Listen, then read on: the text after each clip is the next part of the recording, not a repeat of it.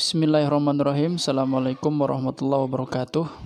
Pada kesempatan ini saya akan berbagi tentang 3 trik jitu membuat judul proposal skripsi. Banyak kalau kita browsing di internet, banyak sekali trik-trik, tapi pada intinya saya akan merangkum 3 inti saja yang cukup saya anggap mungkin mudah dan lumayan mempercepat kita menemukan judul skripsi.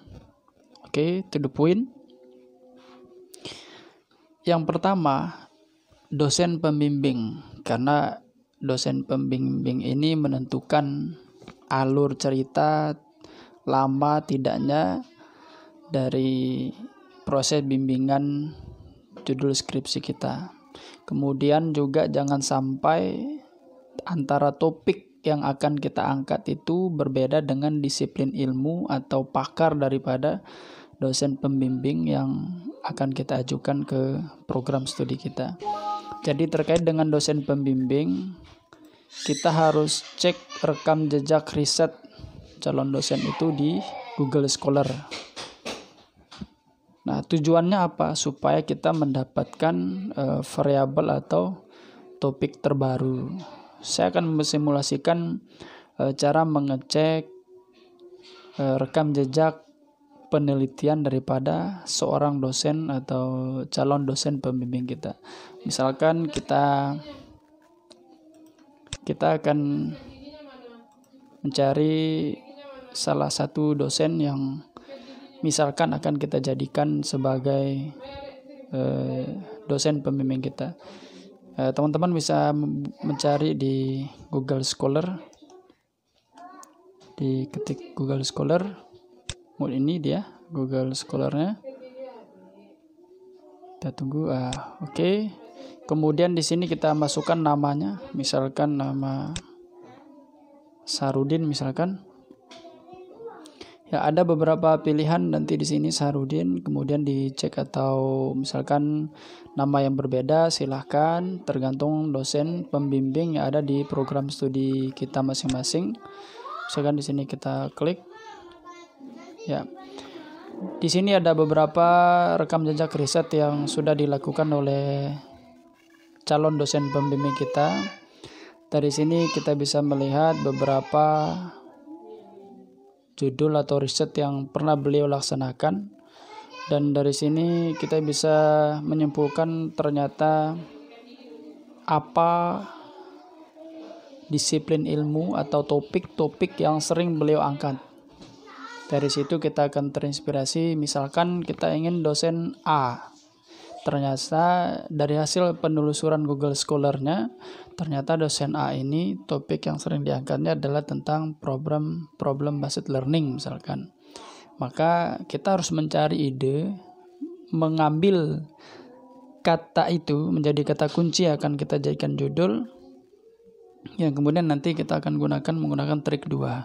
Setidaknya ketika kita melihat rekam jejak Google Scholar dari dosen yang bersangkutan, kita mengambil beberapa variabel yang pernah beliau teliti, sehingga nanti ketika kita mengajukan judul itu, ketika kita mengajukan topik itu nyambung dengan apa yang beliau pernah lakukan. Karena tidak sedikit beberapa dosen pembimbing itu menolak topik yang diajukan oleh mahasiswa karena tidak sesuai dengan rekam jejak yang beliau pernah lakukan.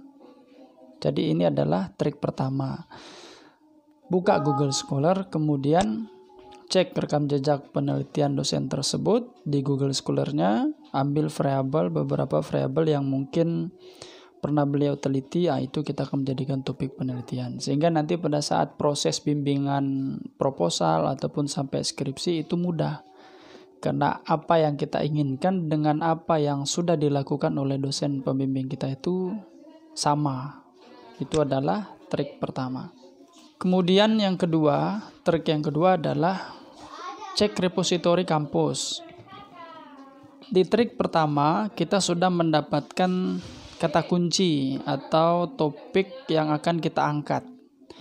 Maka kita harus cek repositori kampus atau di perpustakaan online kampus kita, misalkan yang sudah punya basis data yang bersifat online, atau kita pergi berkunjung mungkin ke perpustakaan kampus, kita cek yang sesuai dengan program studi kita, apakah topik ini sudah diangkat atau tidak. Karena tujuannya adalah menghindari judul atau topik yang sama. Jikapun sama, harus ada pendalaman atau perbedaan kajian. Artinya nanti kalau misalkan topik itu belum diangkat atau mungkin belum diangkat, maka mungkin bisa kita ajukan.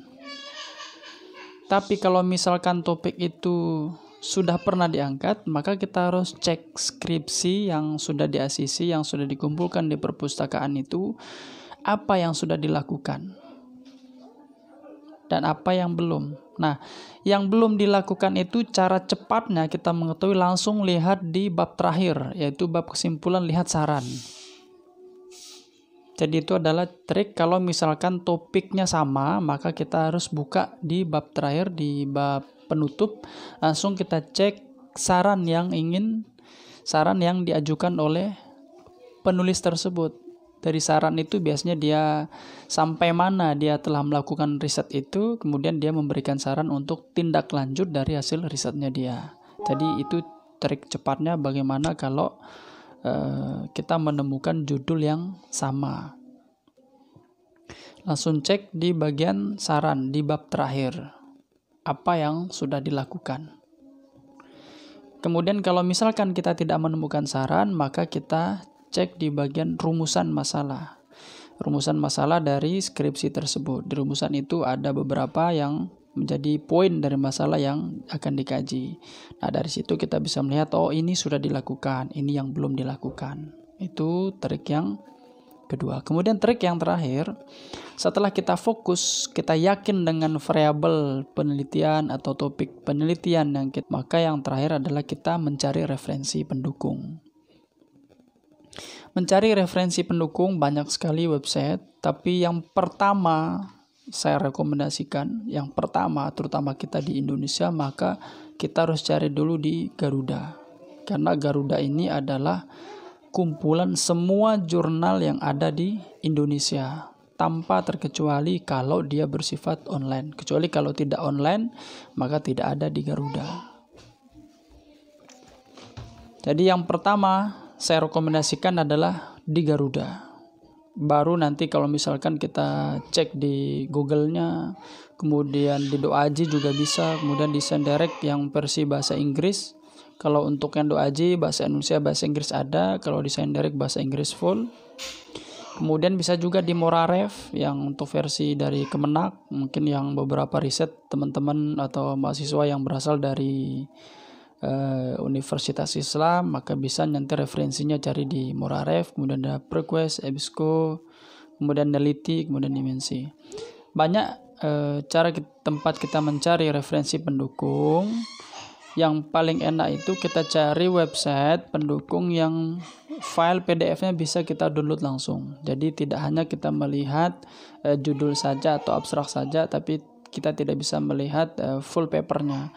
Makanya saya rekomendasikan di Garuda, karena di Garuda itu ketika ada judul, ada abstrak, langsung filenya bisa kita download.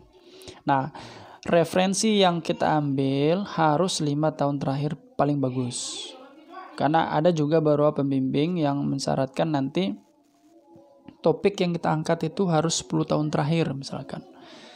Ya, umumnya beberapa dosen pembimbing itu mengenakan 10 tahun terakhir dan paling bagus itu 5 tahun terakhir. Saya akan mensimulasikan bagaimana mencari referensi pendukung melalui portal Garuda. Oke, misalkan diketik saja di sini, misalkan portal Garuda. Ya, ini dia Garba rujukan digital, diklik. Nah, ini adalah tampilan depan dari portal Garuda. Ini adalah induk basis data jurnal seluruh Indonesia tanpa terkecuali. Nah, kemudian di sini kita bisa lihat artikel yang ada dalam Garuda ini sudah 1.119.324. Ini akan bertambah karena seiring pengajuan akreditasi jurnal. Dari publishernya ada 1.630.000. Publisher itu bisa juga dari kampus. Ya, jadi kampus juga masuk di sini. Jurnalnya ada 9.000, conference 193, dan subjek atau kajian atau topik klaster dari keilmuannya ada 40. Misalkan kita akan mencari di sini problem based learning misalkan. Di enter. Ya, ini adalah beberapa judul-judul yang berkaitan dengan problem based learning. Tadi saya katakan di sini ada 5 tahun terakhir. Nah, di sini teman-teman bisa cek tahunnya, ini 2009, kemudian ini 2018. Artinya nanti ketika bertemu yang di bawah, misalkan sekarang tahun 2020, berarti 20, 19, 18, 17, 16. Berarti kita hanya diperbolehkan mengambil referensi yang tahun 2016. Nanti kalau ketemu yang 2015, kita tidak ambil. Ini 2018. Dan ini langsung bisa download. Abstraknya bisa kita lihat. Di full PDF-nya langsung, doi-nya langsung, kemudian nama jurnalnya langsung ada, di mana tempatnya, itu enaknya di Garuda. Makanya yang pertama kali saya rekomendasikan itu adalah portal Garuda. Kemudian yang kedua, kalau misalkan nanti teman-teman ingin ke Google Scholar, terkadang di Google Scholar kelemahannya adalah kalau di Google Scholar kelemahannya terkadang file PDF-nya nggak ada. Jadi tidak selengkap dengan portal Garuda. Ya, misalkan problem based learning. Ya, seperti ini. Jadi dia tidak terlalu rinci. Ada 298 muncul karena Google Scholar itu adalah basis data hasil riset baik buku, proceeding, ataupun jurnal, ini sedunia. Jadi sedunia dan sampai tahun yang kita belum tahu kapan dia dipublish. Maksudnya ini 98, sudah lama sekali. Ini 94, artinya kan beberapa referensi yang mungkin tidak boleh kita rujuk lagi. Tapi untuk dijadikan bahan bacaan boleh. Ini tahun 80, mungkin kita aja belum lahir. Nah, seperti itu kalau di Google Scholar. Kemudian yang kedua misalkan ada di Doaji. Doaji seperti ini yang udah saya buka. Nah, seperti ini hampir sama dengan Garuda. Artinya kita bisa melihat banyak pilihan dari titelnya, dari jurnalnya, dari publishernya bisa kita cek. Ini dari artikel untuk judulnya. Nanti bisa kita masukkan kata kunci di sini. Problem based learning.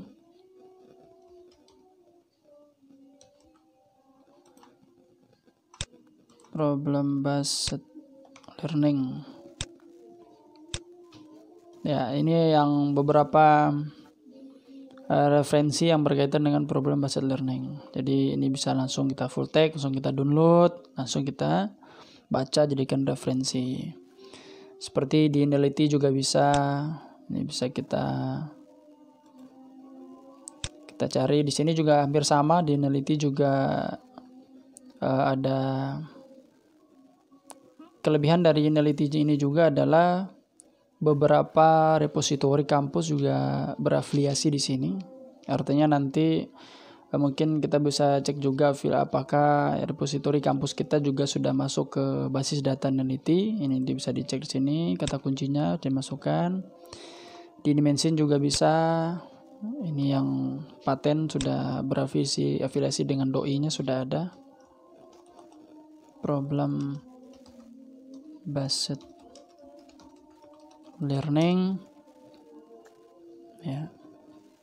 Ini akan dicari. Ya, jadi yang berkaitan dengan problem based learning di sini ditemukan sebanyak 5.499.878 referensi yang berkaitan dengan problem based learning. Di Moraref juga bisa nanti untuk setnya di sini bisa kata kunci dimasukkan. Nah, sedangkan untuk yang Senderek Berbeda dengan yang lain, kalau Senderek ini adalah produknya Scopus dan kawan-kawan. Ini full berbahasa Inggris. Yang ini biasanya digunakan untuk riset magister ataupun doktoral, ngambil dari sini. Ini berbahasa Inggris. Kemudian yang ada itu hanya judul dan abstrak. Ada juga beberapa yang bisa kita download, seperti ini bisa kita download. Nah, yang ini tidak ada. Ada beberapa kampus besar seperti misalkan UGM, ITB, ITS dan lain sebagainya yang sudah berafiliasi, sudah artinya beberapa paper dari Senderek itu berbayar. Jadi kampus membayar atau melakukan kerjasama dengan Senderek supaya mahasiswa ya dalam lingkup di kampus itu nanti ketika membuka Senderek kemudian cari referensi, semua terbuka. Artinya semua referensi yang ada itu tombol downloadnya ada. Artinya tidak ada satupun paper yang tidak bisa di-download. Karena kalau untuk yang hanya abstrak seperti ini yang kita dari luar, yang tidak pernah ada kerjasama dengan Senderek, kita beli baru bisa memperoleh paper ini. Itu kelemahannya kalau yang Senderek. Oke, mungkin hanya itu 3 trik jitu yang menurut saya mampu menentukan judul skripsi ataupun tugas yang lainnya. Yang pertama adalah kita harus cek dosen pembimbing, rekam jejaknya seperti apa untuk mempermudah komunikasi dan proses bimbingan. Ini penting sekali. Jangan sampai kita mengajukan topik ke dosen yang tidak pernah meneliti tentang itu. Kemungkinannya ada 2, dosennya yang mau dengan catatan hasil riset kita itu tidak akan maksimal karena topik itu tidak pernah diteliti oleh dosen tersebut. Yang kedua, dosennya tidak mau karena memang topik itu tidak pernah menjadi bagian dari riset beliau. Kemudian yang kedua adalah kita cek di repository kampus apakah topik ini, judul ini sudah pernah diteliti atau tidak. Kalau pernah diteliti, apa saran di bagian bab terakhir dari skripsi tersebut, apa saran untuk perlakuan selanjutnya dari riset ini. Kalaupun berbeda maka mungkin bisa diajukan. Kemudian yang ketiga adalah mencari referensi pendukung. Referensi pendukung itu harus 10 atau 5 tahun terakhir supaya bisa riset kita itu terupdate. Beberapa tempat bisa dijadikan untuk mencari referensi. Ada Garuda yang paling pertama saya rekomendasikan adalah Garuda, baru Google Scholar, DoAJ, Senderek, baru Meraref, Frequest, CBSco, kemudian Neliti, Dimensi, dan masih banyak yang lain. Beberapa referensi kalau cari di Google mungkin banyak, ada yang nyebut misalnya 10 referensi atau database, mencari terserah, tapi yang paling saya rekomendasikan pada tutorial ini adalah Garuda. Karena Garuda kita bisa lihat di situ di jurnal mana, kemudian langsung kita bisa melihat di database-nya tahunnya bagaimana, kemudian full papernya bisa kita download. Dan ini adalah murni produk Indonesia yang merupakan database utama seluruh jurnal yang ada di Indonesia. Terima kasih, semoga bermanfaat. Assalamualaikum warahmatullahi wabarakatuh.